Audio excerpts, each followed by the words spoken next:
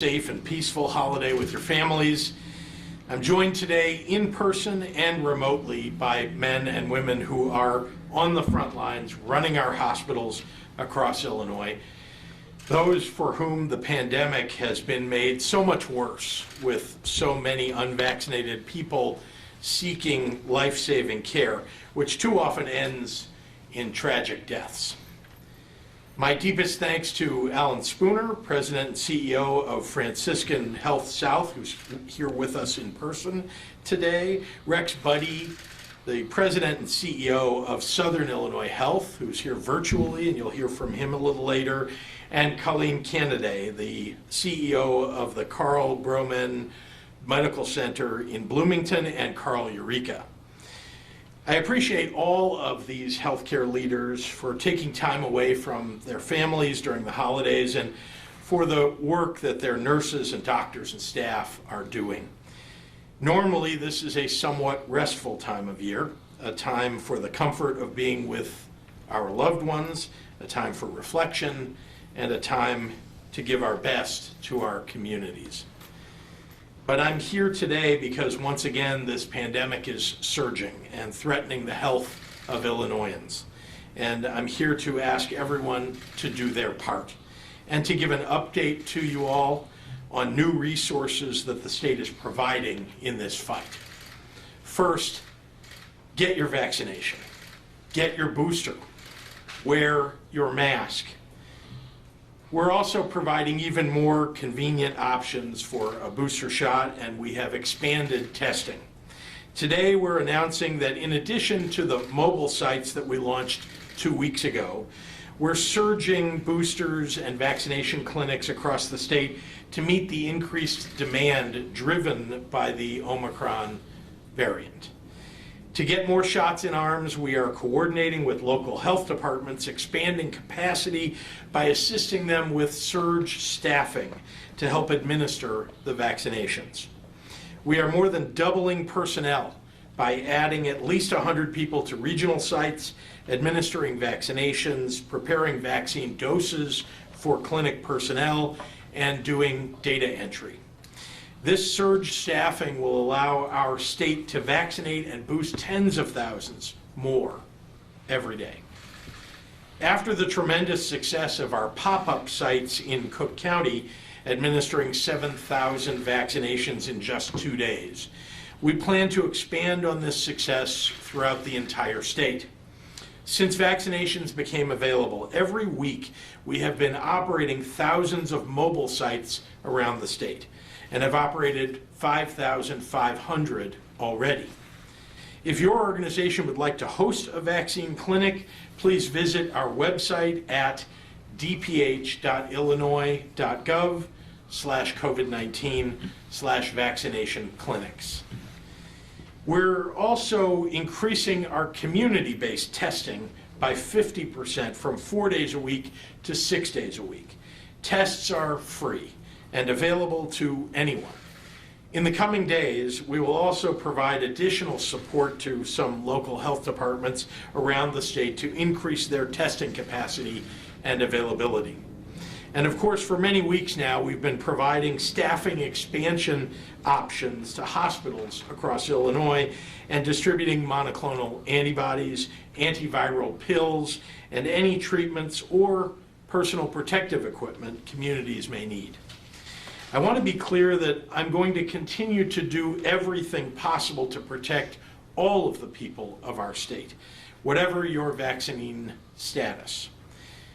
But what kind of year 2022 turns out to be depends on all of us doing what is best for all of us. If you are unvaccinated and you get very sick, you'll be filling a bed that would have been available for your ailing spouse, or your parent, or your child, or someone else's child, someone with cancer, or a heart attack, or seriously injured in a car accident. If we are forced to move to a crisis standard of care in our hospitals, it will be because massive numbers of unvaccinated people chose to let others go without quality care, and even more people will die. If you are choosing not to be vaccinated for some non-medical reason, please change your mind. Do it for your family, or for the family next door, or for the people in your community who just need your help. Do it for the nurses or the physician assistants who are overwhelmed and who can't go on like this forever. They deserve better. And with that, I'd like to turn it over to Dr. Ezike. Doctor.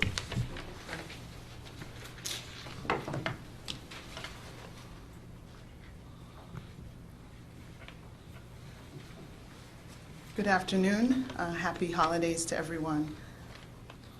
This is a difficult holiday season, especially for the family and friends of the 27,435 people here in Illinois who have died of COVID in Illinois during this pandemic. But we don't have to continue to lose people. We are not in the same place that we were at the beginning of this pandemic or even a year ago. We have a vaccine. We have a vaccine that's highly effective, and it can prevent severe illness and death if we take advantage of this effective tool. Yes, I know there are people who will argue and push back and say, oh, but we're seeing breakthrough cases. Oh, we're seeing breakthrough hospitalization, so why get vaccinated? Admittedly, nothing is 100%. No vaccine is 100%. But if you can significantly, drastically reduce your chance of being hospitalized or dying, why wouldn't you avail yourself of that opportunity? Listen, let's be clear. Every single event being held during this holiday season will have one or two uninvited, unwanted guests, Delta and/or Omicron. One or both could be there. And I'm not saying this to scare, I'm just saying this for people to be aware. But how we entertain that guest depends on us. If everyone's wearing masks, you may not have to take that virus home. If you are boosted, you have a much lower chance of being significantly ill. So as the cases are increasing, I am glad to see that there is a demand for booster doses. And as the governor mentioned, we are working hard to increase vaccination opportunities to meet that demand.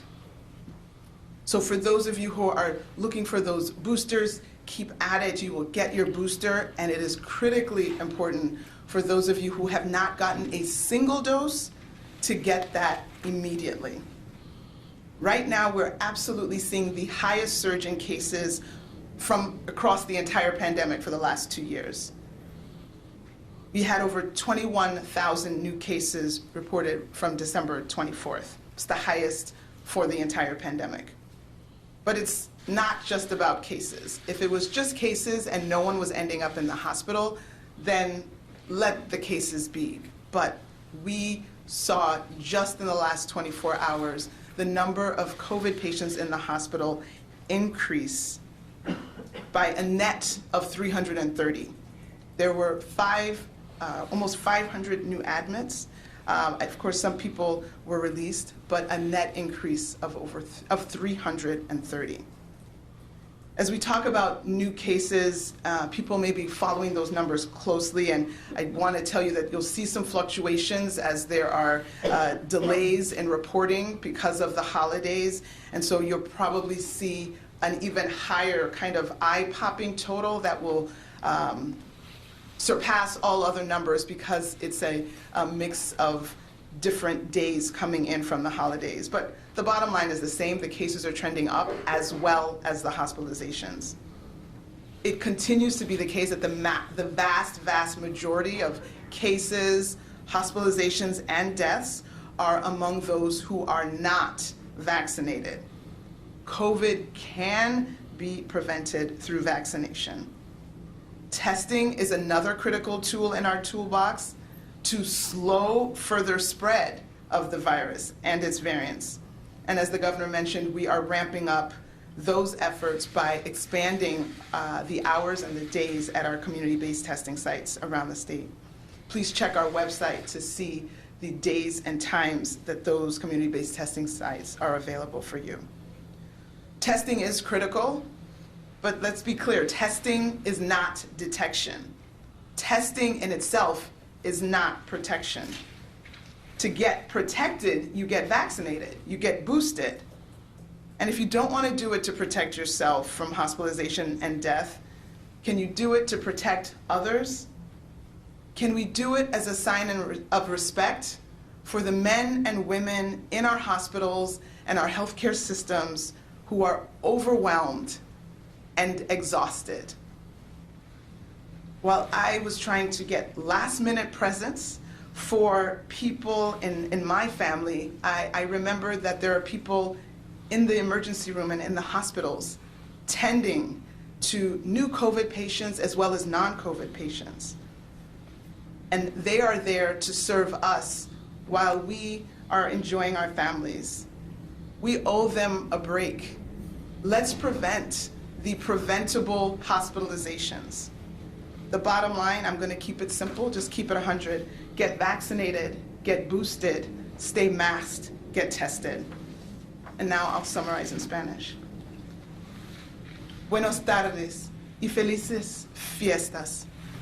Sé que estas son unas fiestas difíciles, especialmente para los familiares y amigos de las 27,435 personas que han muerto de COVID en Illinois durante esta pandemia.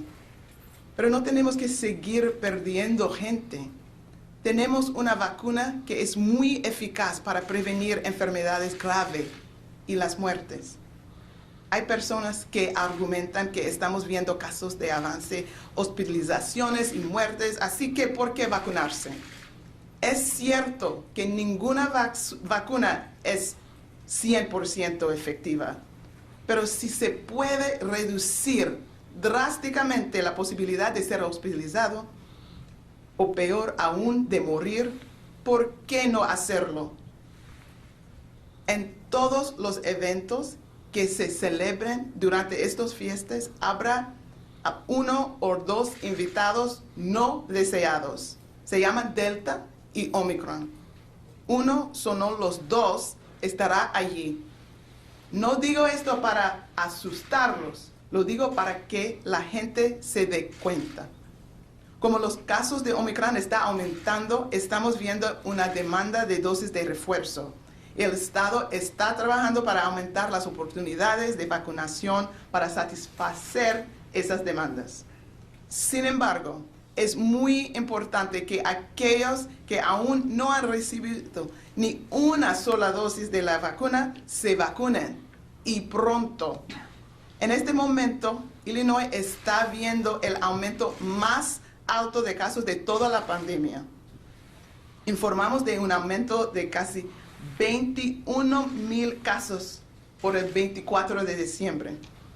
Es posible que veamos una caída en los números en los próximos días, ya que los informes se retrasan por el fin de semana festivo y luego un total de un día aún más alto cuando los informes se pongan al día. Pero el resultado final es que los casos tienden a aumentar. La gran mayoría de los casos, las hospitalizaciones y las muertes aún se encuentran entre los que no están vacunados.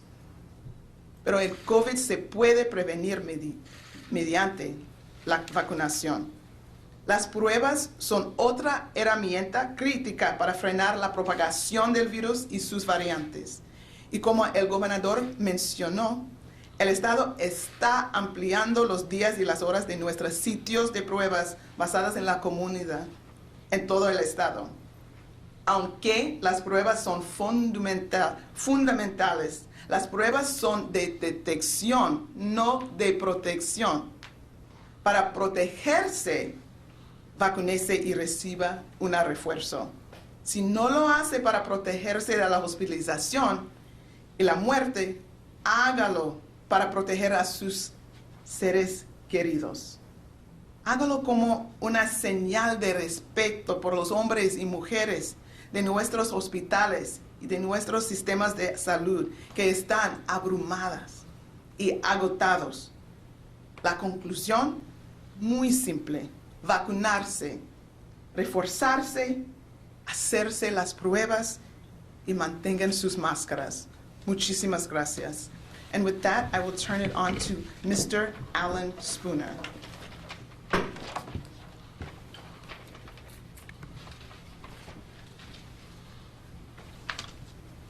Thank you, Dr. Zike. Hello, everyone. I want to give you a bit of our current situation, just to give you a flavor of what's going on in probably most of our hospitals and healthcare systems across the state.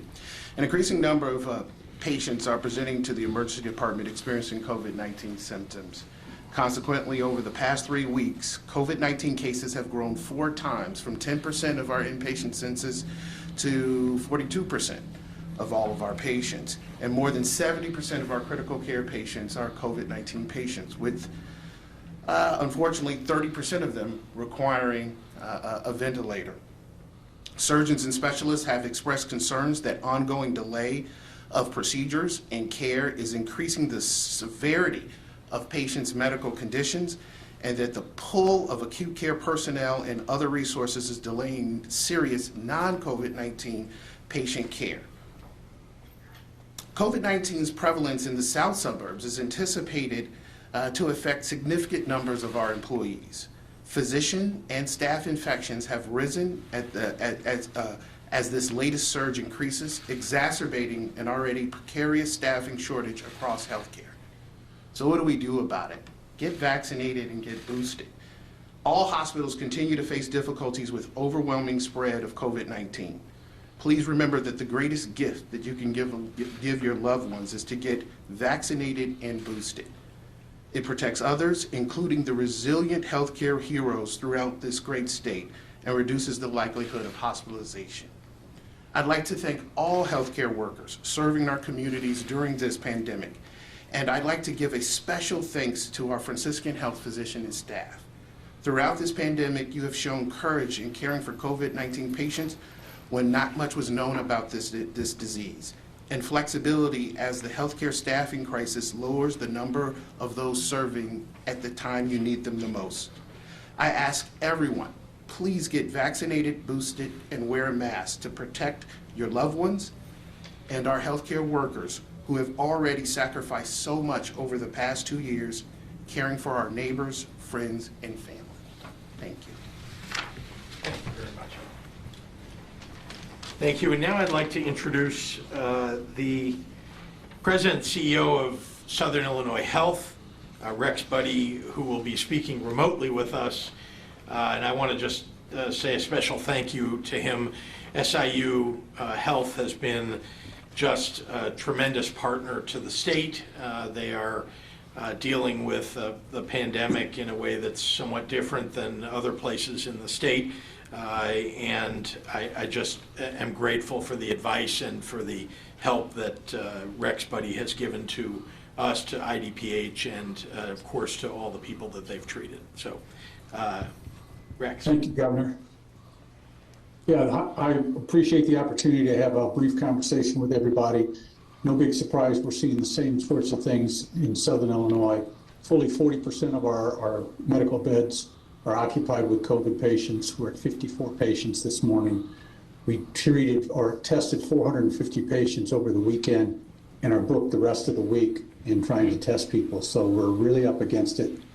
Finding the staff to open more testing sites is a critical need, but my conversations with the governor and others at the state, they're doing everything they can to help us down here. I would echo a couple things that have been said already. Get vaccinated.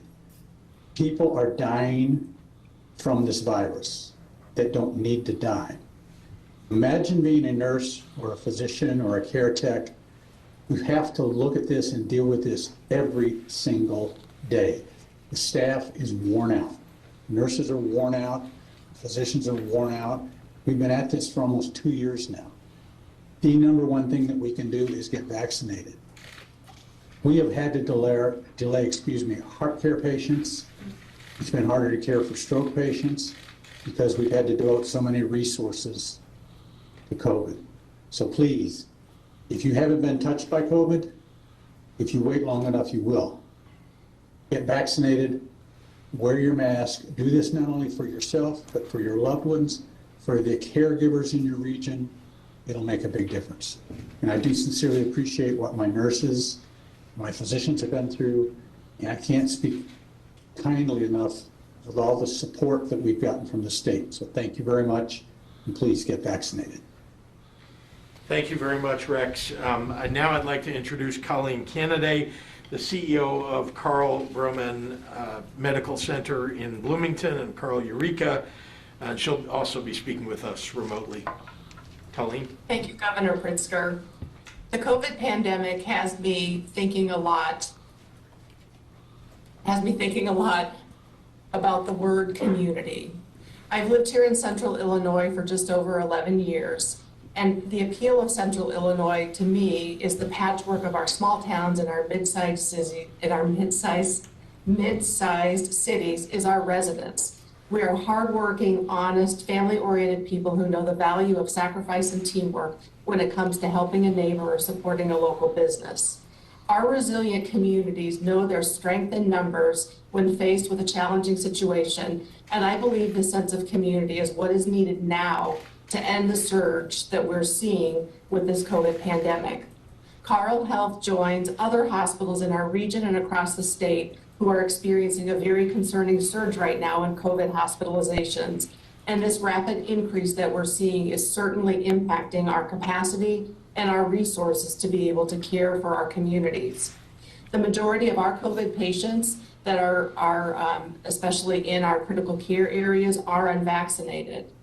And I want to say to you quite simply that I worry right now that our pleas to our communities and asking everyone to get vaccinated have become white noise and are actually causing some to bristle at the words, and that's certainly not what's intended. This pandemic continues to be very difficult and challenging for our healthcare professionals and for those that are on the front lines. It's very real to our staff, as you've heard from Rex, who are living it every single day. I want to share with you that I was rounding in our ICU recently, and I asked one of our intensivists, one of our physicians in the ICU, how are you doing today? And he looked at me very down and distraught and very defeated, and he said simply to me, I am so tired with people needlessly dying. It doesn't have to be this way, and it's tearing apart families. Just last week, I was rounding in our intensive care unit, talking with one of our most seasoned nurses. She shared with me that they were in the process of going to intubate their third patient for the day, and she had tears in her eyes as she described to me a situation, the heartbreaking event really that had occurred earlier in the day. She shared that she had a patient that was in her 40s, was COVID positive, and they were just about to put the patient on the ventilator, and as they always do, they were coordinating a FaceTime call with her family. And so she said that this was likely going to be the last conversation this lady would have with her family, and our staff member actually had to walk out of the room because she said the scene was unbelievable as this beautiful family appeared on the screen, a husband and two beautiful children sitting in front of their Christmas tree, having a conversation to say goodbye to their mother. Sadly, this type of story is not uncommon in any of our hospitals right now. I want to close with one final thought. I've heard many people say that they're healthy and they don't need to get vaccinated because they don't think if they got COVID, they would get very sick. I want to ask you at this time to please think of your neighbor. What if you had a child or a grandchild at home that wasn't old enough to get vaccinated and was being treated for cancer or some other type of disease that you knew if they got COVID, they would likely not do well? If this were your child, would you rethink and would you get vaccinated? So I challenge you right now, please think of your neighbors because this could be their child. We have the opportunity right now to unite together to protect our neighbors and our communities. And I think together we can end this pandemic. So at this time, I'd like to welcome back to the podium Governor Pritzker. Thank you. And before I take questions, I just want to say that Colleen Kennedy and the folks at Carle similarly have been our partners all along in this pandemic, fighting hard to keep people alive. Carle covers much of Central Illinois. People really need their hospitals and the people that work at those hospitals. And I'm very, very grateful just personally for all that they've put in over the last, well, I guess we're at almost 2 years now. And so I plea with all of you, as Colleen has, to do the right thing, get boosted, get vaccinated, wear your mask, keep people safe. So thank you, and happy to take any questions from you tomorrow. Governor, can we talk about New Year's Eve? Parties are still a go, vaccine mandates are optional. Did you consider restrictions for New Year's Eve? Well, what we've done is to make sure that people know that getting vaccinated, getting boosted, and wearing your mask is the best thing that you can do to keep yourself safe. People obviously should take extra care. You heard Dr. Ezike talk about the fact that people who are getting together and think that everything is safe, everybody can take their masks off. Omicron and Delta are coming to your party. So you need to think twice about how many people will be gathered together, keeping social distancing if you're at a party, and if you can't, leave. Governor, the General Assembly begins its next session next week, or is scheduled to. This is a two-part question. What are your priorities going into this next session? And the second part of that is how are those priorities going to be impacted by the rise in COVID cases? Well, let me take the second part first. I have spoken with the leaders. We're all watching these numbers carefully. As you know, we've had to take extra precautions for the legislature when things have gotten very bad within COVID. And so I'm watching it as they are for, how many days will they actually be in person, in session. They both have remote committee meetings available, which is much of what happens in the early part of a legislative session. So I imagine that they'll be using that. In terms of my priorities, I have one priority every session that is the number one priority, and that's balancing our budget, making sure that we're doing the right thing to put our state on firm fiscal footing, to continue to get credit upgrades as we have, and to make sure that we're providing the services that people need. Governor, good afternoon. Sorry, I just want to apologize. I just saw him first. Yes, sir. Governor, will you be watching what happens in Cook County and Chicago closely regarding the proof of vaccination mandates? And are there any statewide mitigations being considered right now? Well, I think I've told you what those are, right? That we're providing more and more testing, more and more boosters, more and more vaccine clinics across the state. That's what we're doing to make sure that we keep people safe. I want to call on local leaders to do the right thing for their community, just like Mayor Lightfoot did, just like President Preckwinkle did. They looked at their communities and said, this is the right thing in my local area. I hope that people across the state will take example and look at what will work in their community, because just saying that you're going to look at vaccine cards may not work in one place or another. And so you've got to know your community and get it right in your community. But please, please, please, if you're going indoors, obviously we know what the exceptions are with bars and restaurants, but if you're going indoors and you're going to congregate with a bunch of people, please, please wear your mask. We're one of the few states in the country that put it on in early August and has kept it on, and it really has kept infections from skyrocketing. It's awful right now. But it would be much worse. Look at the states around us and how many people are getting sick and going into the hospital and dying. Governor, I have a two-part question for you with regards to testing. Obviously, we all know demand for testing is much higher than what's available. So the expansion that you've discussed at the community testing sites, do you anticipate that this is going to be enough to fill the gap? And I guess the second part of that question is, you were on a phone call with the president earlier and the other governors. Was there any discussion about what the federal government can do to assist in this regard, besides what they've already addressed in terms of addressing especially the shortage of at-home kits that we've all experienced over the last couple of weeks? Well, I'm proud to say that we're very experienced in the state of Illinois at expanding testing, making sure that we get tens of thousands, hundreds of thousands of people tested. We've been, doing that since early on in the pandemic, that is building out our testing capability. And so we have turned that back on and backed off whenever necessary. It is important now that we have those tests available to everybody. So it is, we've made them more available than they were before.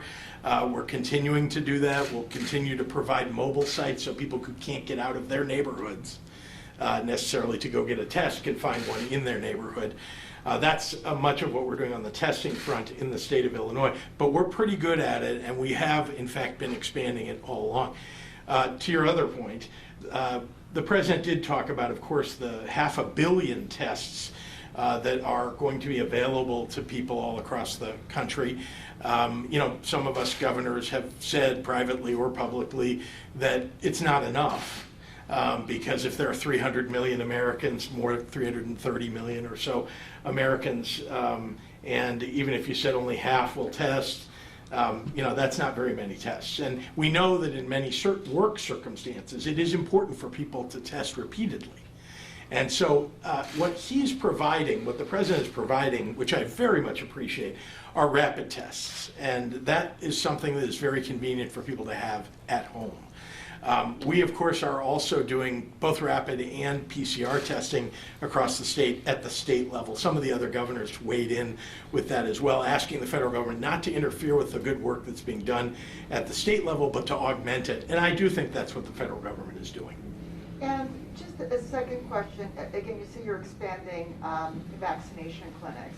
Has there been any thought to reopening some mass vac sites across the state for boosters? Because I know, for example, just from personal experience and discussing with others, that when you try and call CVS or Walgreens or look online to schedule an appointment, you're having to book 2 weeks out. And so we're telling people that they need to get boosted, but there are no appointments available for weeks. So is it time to open these mass vac sites across the state to give more options? Well, rather than go to what you're referring to as mass vaccination sites, we're doing hundreds of smaller sites all across the state and assisting local health departments, which had been providing a certain level of vaccinations with staffing that allows them to do even more. So whatever you want to call it, we could call them all mass vaccination sites. But from my perspective, what we're doing is expanding by tens of thousands the ability for people to go get boosters and get vaccinated during this time when there is high demand. Dr. Ezike, what's the latest science on the in-home tests? If I take an in-home test, will it detect Omicron? And if I still have symptoms, but I test negative, what should I do? That's a really important question. So we do know that there are some tests, and I can't recount all the names, but there are some commercially available tests that won't detect Omicron. But we have to remember that those rapid antigen tests, they're not 100%. So if you have symptoms and have a negative test, I would still be very cautious, probably stand down, for sure wear a quality mask while you get maybe the PCR test, which you can get at the community-based testing sites, to confirm. But remembering that if someone is saying, hey, I'm going to get tests because I'm going to go hang out with this group of family friends for the weekend, that test, even if it was accurate and it's negative, is only speaking for that day. And so unless you are testing every single day with the rapid test, you can't continue. You could be negative today but have COVID the next day. And so making sure you're aware of that just shares with you what that test means and what it doesn't mean. And definitely if you're symptomatic and you get a negative COVID test and you know there's reason for you to think that you've been exposed to COVID, which essentially everybody has, then you might want to confirm that either with another test or also getting a PCR test. Doctor, I'm sorry, can you explain to readers and viewers how the number of cases is determined? How are those numbers aggregated? Where do they come from? The positive tests for COVID? On a daily basis, where do the numbers come from? Are they reported from hospitals and clinics, or how is it arrived at? So anyone who is doing testing, again, not the home test, so there are a large number of additional tests that are not recorded in our numbers. People who are doing in-home tests, those do not get reported through any portal. But any testing site, our community-based testing sites, the tests that are happening at hospitals, at clinics, all of those they're required to send in both positive and negative tests so that we understand how many total tests were done, whether negative or positive, and then obviously we're counting the positives out of all of those tests that were done from all the sites. But no private home tests are recorded in that. Dr. Ezike, may I ask you, when it comes to Omicron, there seems to be a bit of confusion in terms of how soon should you test after you believe you've been exposed? Because I believe Omicron develops quicker, right? So I think before we told people test 3 to 4 days after. Now, should they be testing the next day, 2 days later? Yeah, so again, this is all evolving science. As uncomfortable as that might make people, again, let's remember that this variant got put on the variant of concern list not even a month ago. I think it was November 28th. So this is something that we are trying to learn. The previous guidance did say testing after a possible exposure, test 3 to 5 days. We might be learning that the time of incubation might be a little shorter, so maybe you'd be testing at 2 days. Obviously, if you're symptomatic, you test right away. But if you want to test at 2 days, but that negative test at 2 days should not make you think, oh good, I'm clear. You might want to test again, and of course, symptoms you cannot ignore. Scratchy throat, headaches, all kinds of symptoms. Anything new can be a symptom of this new illness. Dr. Ezike, are we seeing an increase in child hospitalizations? So we have seen that in some other states very clearly. We're still looking at our numbers. I have anecdotally talked to many pediatricians who are heads of departments at hospitals who are seeing that there is an increase. So we are going to continue to follow those numbers. There's not that many pediatric hospitals that can especially manage a very critically ill pediatric patient. So if that bears out, we want to get that information and we want people to be very aware of that. I don't want to sound the alarm, but we have anecdotally heard and we're seeing a mild increase, but we expect an increase because we are seeing, even though there's not a direct proportion now, the same proportion between cases and hospitalizations, we know as the cases have increased, the hospitalizations have definitely increased. We're averaging about 500 new COVID admits a day. And so as it increases in adults, it's absolutely going to increase in kids. So by that, you can say, yes, the numbers are up. But is it where we are running out of pediatric hospital beds? We're not getting that. But of course, that would be a natural assumption that we're going to continue to see more people. Hopefully, it won't be so severe. We don't want to report any more deaths, period. And of course, those pediatric deaths are especially hard to deal with. So again, the plan and the remedy to that is all the same. Mask up, get vaccinated, get boosted, get tested. Doctor, one last question with regards to New Year's Eve, since you did bring it up. There are a lot of people that are planning to go ahead with these plans to go to the big hotel New Year's Eve parties. What would you say to folks planning to go to these big parties? Should they be doing that, vaccinated or unvaccinated? Right, so again, people are going to do what they want to do. There's a gradation of safety. Obviously, you're safer if you're not in that large crowded gathering. That's probably the safest. The next thing would be that if you're going to go to a gathering, that there are not as many people. The next thing is that if you're going to be in a gathering, there are a lot of people, that you keep your mask on the entire time and you put on a high quality mask. That absolutely can be very helpful if people are wearing masks. And then when you have to take it off to eat or drink, keep some distance from other people so that you're not swapping air with people right in your face that may be wanting to share a gift that you don't want. So there are definite harm reduction strategies, if you will, that can be employed. But I know I've seen that people think that once they go to the party, the masks have to go away, and that's absolutely the wrong strategy. Enjoy your New Year's party. If you're absolutely going to have it, wear your mask.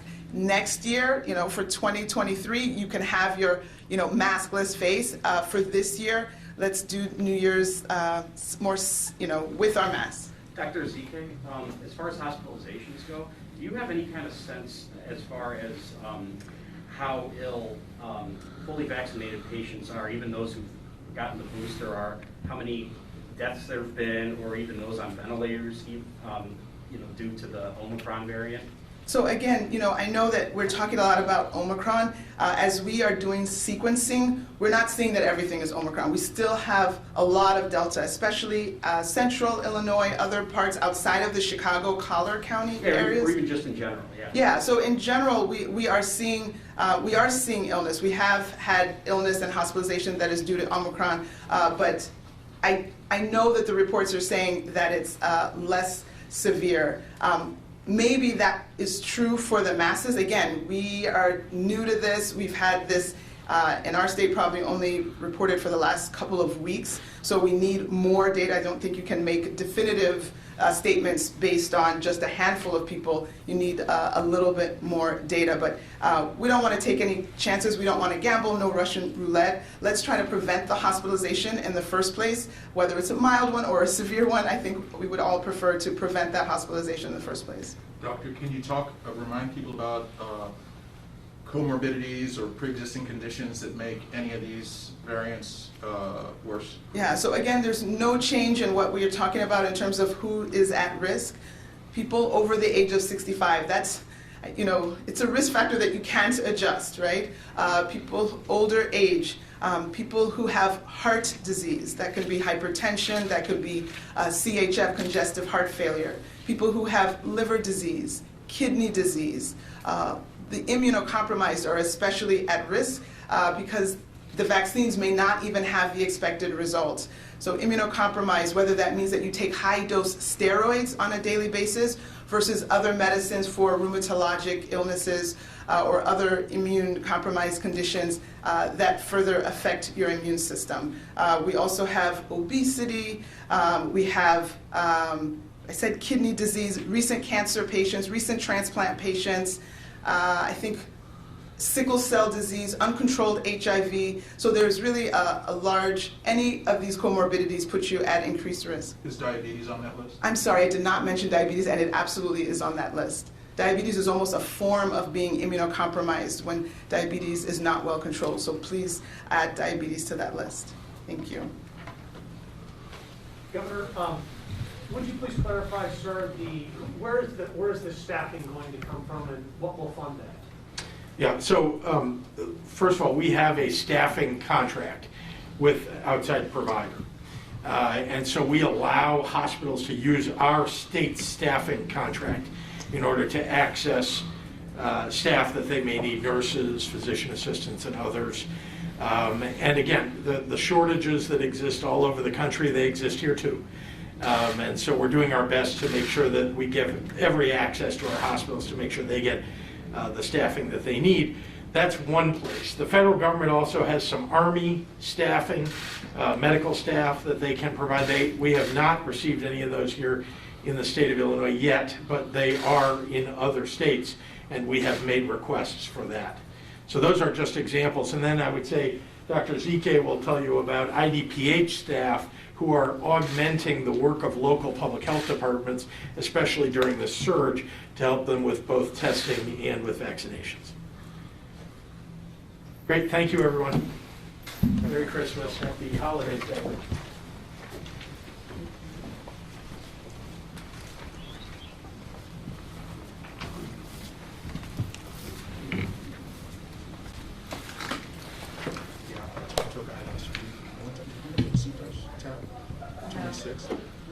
Mike Moreno.